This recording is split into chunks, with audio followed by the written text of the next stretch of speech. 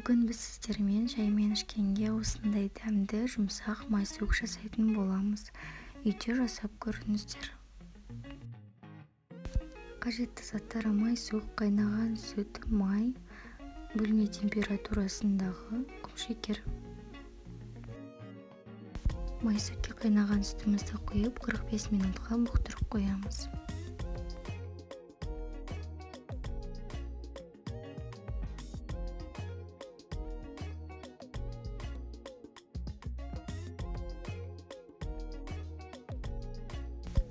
Бетін осылай етіп жауып қоямыз.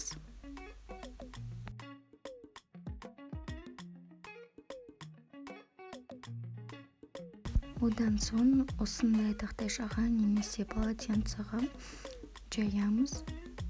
Суып біркелкі болып тұрғанынша қойып қоямыз.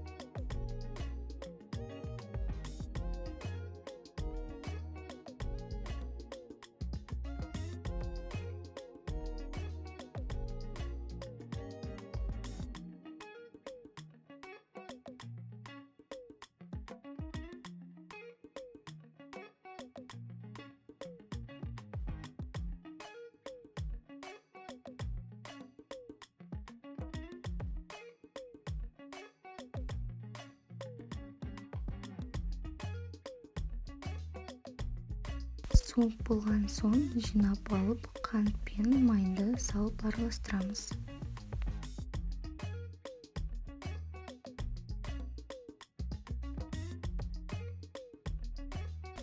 Біркелкі болғанша араластырамыз.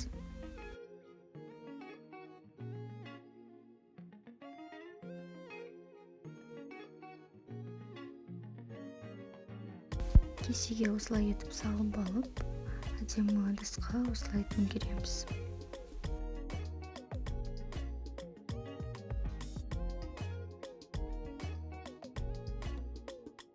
Үйде міндетті түрде жасап көріңіздер. Дәмі өте керемет, жұмсақ болып шығады. Шаймен ішкенге өте дәмді.